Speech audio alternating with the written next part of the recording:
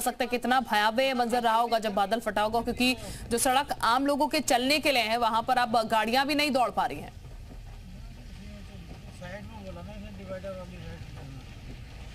देखिए बिल्कुल बहुत ज़्यादा दिक्कतें यहाँ हो रही हैं। कई जगह सड़कें टूट चुकी हैं और सबसे बड़ी चुनौती यही है कि जो तमाम टीमें हैं, रेस्क्यू टीमें हैं, वो वहाँ पर काम कर रही हैं। एसडीआरएफ वहाँ है, एनडीआरएफ वहाँ पर है, तमाम हालातों का जायजा ले रहे हैं। डीएम वहाँ पर मौजूद हैं और ये भी सूचना मिल रही कि हो सकता है थोड़ी देर बाद मुख्यमंत्री भी वहाँ पहुँचे, लेकिन हालात बहुत बेहतर फिलहाल नहीं है। अब ये देखिए दोबारा से हम जिस सड़क पे आ गए उसमें फिर से पानी आ चुका है और इसी सड़क से होकर हमें जाना है। और यही सबसे बड़ी चुनौती है कि यहाँ से सहस्त्रधारा पहुँचना बहुत आसान नहीं है। सहस्त्रधारा पहुँचने में सबसे बड़ी चुनौती है कि पूरा क्षेत्र एक तो बरसाती नदियों का है और दूसरा बादल फटने की वजह से नदी का जलस्तर बहुत तेजी से बढ़ा है। अब ये सामने आईटी पार्क का जो पिछला गेट है, यहाँ से हम बाहर की ओर निकल रहे हैं और यहाँ भी पूरा पानी भरा हुआ है। और यही सबसे बड़ी चुनौती इस वक्त है कि जिस जगह पे बादल फटा है, जहाँ इम्पैक्ट ज़्यादा हुआ है, वहाँ तक पहुँचना भी फिलहाल मुश्किल है। लेकिन एक राहत की बात यह है कि सहस्त्रधारा के पास ही एसडीआरएफ का एक बेस कैंप है, जहाँ से एसडीआरएफ को मूव किया जाता है पूरे स्टेट में हेलीकॉप्टर के लिए। तो इसलिए वहाँ से सहस्त्रधारा की टीम रात में ही वहाँ पहुँच चुकी थी। बिल्कुल। अभी अगर सुरेंद्र बात की जाए, चूंकि देर रात से ये पूरी घटना हुई है, नुकसान को लेकर क्या कहा जा रहा है? जैसा कि आपने कहा कुछ दुकानें, रेस्टोरेंट्स जो नदी के आसपास होंगे वहां से लोग कुछ गए हैं, कहां नुकसान हुआ है बादल फटने के बाद? आसपास क्या जानकारी मिल पाई है इसको लेकर? देखिए ये बताया गया है कि सहस्त्रधारा और उसके आसपास के क्षेत्र में कुछ दुकानें और होटल जो नदी के किनारे थे वो टूटी हैं। दो लोगों की मौत, दो लोगों के बहने की सूचना मिली है।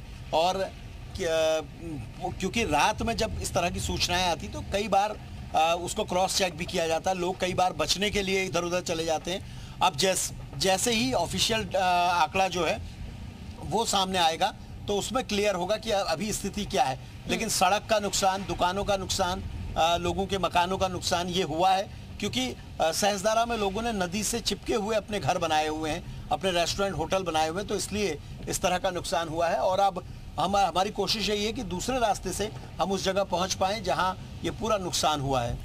बिल्कुल सुरेंद्र, अभी अगर बात की जाए तो लोगों से भी जाहिर तौर पर इस वक्त ये कहा जा सकता है कि कम से कम ये रास्ता जो है वो आप ना ले, क्योंकि आप जो तस्वीरें दिखा रहे हैं उससे तो ये जाहिर तौर पर लग रहा है कि अगर लोग इस रूट को अभी लेते हैं तो वो फंसेंगे जाहिर तौर पर। इतना ज्यादा पानी सड़कों पर अभी भरा हुआ है। बिल्कुल फंसेंगे, बिल्कुल। देखिए मैं अपने कैमरा पर्सन से कहूंगा आप रिस्पना के हालात आपको दिखाएं। देखिए मैं पार करके अब दूसरी ओर से जा रहा हूं और ये रिस्पना जिस स्पीड में, जिस ऊंचाई पे बह रही है, ये बहुत कम दिखता है। आज आप देखिए ये लगभग पुल के बराबर होके बह रही है और इतना ज्यादा पानी ये बताता है कि ऊपर कितनी भारी बारिश हुई है, बादल फटा है, उसके बाद क्या नुकसान हुआ है। अब इसी रास्ते को बदल के हम दूसरी ओर से जा रहे हैं उस जगह पे। जो आपने कहा बिल्कुल सही बात है, लोगों को इस रास्ते को अवॉइड करना चाहिए। जिस जगह की तस्वीरें मैंने आपको दिखाई वहां 4 व्हीलर नहीं निकल पा रहे हैं, लोग 2 व्हीलर लेके खड़े हैं और कई बार इस तरह की घटनाएं होती हैं जब जबरदस्ती लोग पार करने की कोशिश करते हैं। और यही सबसे बड़ी चुनौती है, क्योंकि पूरे रास्ते में लेकिन एक जानकारी और सामने आ रही है कि स्कूल्स फिलहाल एहतियातन बंद कर दिए गए हैं देहरादून के, ऐसा कहा जा रहा है। प्रशासन की तरफ से फैसला इस वक्त लिया गया है क्योंकि जो हालात बने हुए हैं उसके बाद ये बहुत जरूरी है कि कम से कम पहले नौनिहाल जो है उनको भी सुरक्षित एक तरीके से रखा जाए। स्कूल्स के बंद होने की खबर सामने आई है।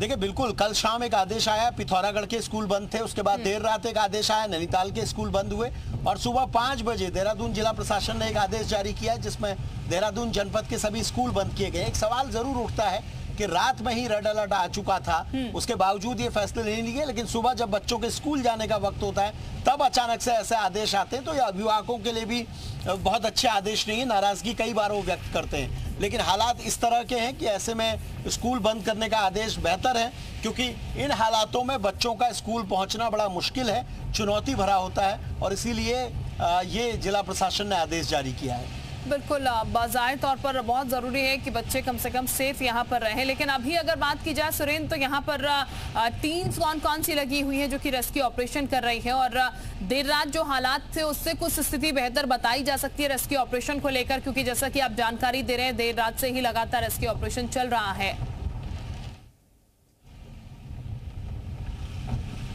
देखिए बिल्कुल देर रात से ये ऑपरेशन चल रहा है। सड़कों की हालत आप देखिए, इससे भी आप समझ पाएंगे कितनी ज्यादा बारिश हुई है। एनडीआरएफ हो, एसडीआरएफ हो, तमाम टीमें देर रात से काम कर रही हैं। प्रशासन की टीमें वहां मौके पर मौजूद हैं। सबसे बड़ी किसी भी रेस्क्यू ऑपरेशन में जरूरत होती है कि आप पहले फंसे हुए लोगों को रेस्क्यू करें, उनको सही सलामत निकालें, जो खतरे की जद पे हैं उनको वहां से हटाया जाए। नदी का जलस्तर बढ़ रहा है तो निचले इलाकों को अलर्ट किया जाए। पानी बढ़ने पर कहां कहां चुनौती हो सकती है, सारी चीजें रेस्क्यू टीम के लिए जरूरी होती है और उन सब पे काम किया गया। सड़कें कई जगह बंद हैं, इसलिए तमाम गाड़ियां भी आपको यहाँ नजर आ रही हैं। और सबसे बड़ी चुनौती देहरादून में यही है कि बहुत ज्यादा ऊंचाई से जो नीचे की ओर का जब पानी आता है तो उसकी स्पीड बहुत ज्यादा होती है। ग्रेविटी की वजह से उसकी स्पीड बहुत ज्यादा हो जाती है और निचले इलाकों में वो मार करती है, और यही सबसे बड़ी दिक्कत आज के लिए है। और इसीलिए प्रशासन ने कहा है कि सारी टीमें अलर्ट मोड पर रहें और एसडीआरएफ एनडीआरएफ की अतिरिक्त टीमों को भी बुलाया गया है। इसके अलावा जो टपकेश्वर महादेव मंदिर है, वहां तमसा नदी का जलस्तर बढ़ा है। वहां पर नदी बहुत नैरो है, बहुत संकरी है, तो उसकी वजह से भी कई बार नुकसान होता है। इसके अलावा जो ऐसे क्षेत्र हैं, जो डूब क्षेत्र हैं, जहां जलस्तर बढ़ने से जल भराव होता है, उन इलाकों में भी अलर्ट किया गया है। तो ये तमाम जगह पर सितंबर के महीने में इस समय ऐसी बारिश बहुत कम देखी जाती है। पिछले 8-10 सालों में ऐसी बारिश नहीं हुई, लेकिन इस बार मॉनसून बहुत ज्यादा है। पूरे अगस्त के महीने में 50% ज्यादा बारिश हुई है। सितंबर की शुरुआत भी ऐसी हुई है और अब 20 सितंबर तक तो फिलहाल मौसम विभाग ये कह रहा है कि बारिश से राहत नहीं होगी, और यही सबसे बड़ी चुनौती है। बिल्कुल, चुनौती जो है वो उसका सामना फिलहाल करना पड़ रहा है क्योंकि लगातार ऐसी घटनाएं हो रही हैं। लेकिन सुरेंद्र, अगर देखा जाए तो क्योंकि देहरादून थोड़ा मैदानी इलाकों में आ जाता है, पहाड़ पर अक्सर बादल फटने की घटनाएं हम सुनते हैं, लेकिन ये हैरानी की बात है कि देहरादून के पास ही सहस्त्रधारा, जो कि एक पिकनिक पॉइंट है लोगों के लिए, जहां पर अमूमन लोग जाते हैं, वहां पर भी इस तरह की घटनाएं हो रही हैं। मैदानी इलाकों में बादल फटने की घटनाएं सामने आ रही हैं।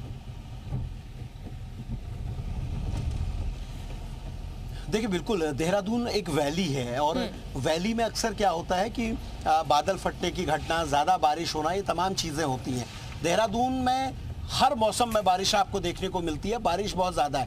लेकिन चुनौती सबसे बड़ी है कि देहरादून के पास में, जैसे आपने जिक्र किया, सहस्त्रधारा हो, मसूरी हो, धनौल्टी का क्षेत्र हो, मालदेवता का क्षेत्र हो, रायपुर का क्षेत्र हो, ये सारी वापस आपके पास लौट रहे हैं सुरेंद्र। इस वक्त आपको बता दें तमाम प्रतिक्रियाएं भी इसको लेकर सामने आ रही हैं।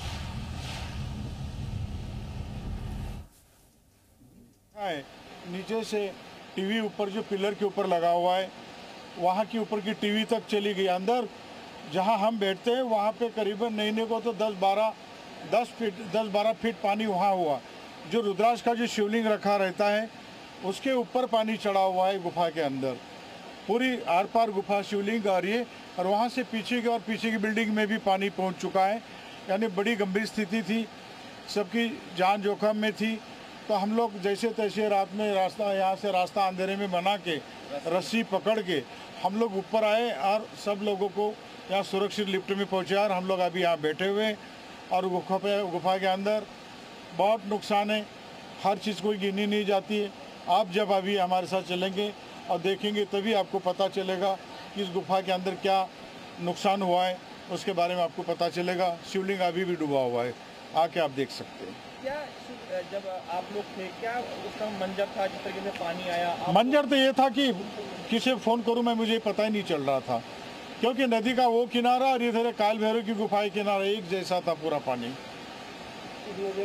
हाँ, क्या पहली बार ऐसी घटना यहाँ पे हुई है या नहीं? पहले भी कई बार पानी आ चुका है, लेकिन गुफा के अंदर ही अंदर पानी आ चुका है। लेकिन आपकी बार ये उत्तराखंड के अंदर ये पहली बार है, देहरादून के अंदर ये पहले इतिहास में ये इतना पानी है, पहली बार। आप भी रहते हैं, किस तरीके की स्थिति है और अब तक सभी लोग सुरक्षित हैं? आप क्या अपने तरफ से सभी मंदिर परिसर और मंदिर में जो लोग दर्शन करने के लिए आते हैं उनके लिए क्या कहना चाहते हैं आप? देखिए, सबसे पहले तो महादेव की कृपा की मेरा सारा परिवार, सभी बगल के मंदिर, संतोषी माता मंदिर, जो अपने वैष्णो दुर्गा मंदिर, सभी लोग सुरक्षित हैं।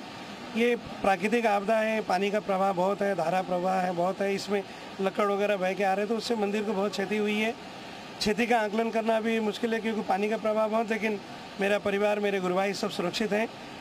आश्रम की रही बात, अब पानी उतरेगा तो पता लगेगा क्या क्या चीज़ें टूटी है, क्या हुआ है। पर सबको संदेश देना चाहूँगा कि ऐसे समय में नदी से दूर रहें, सावधान रहें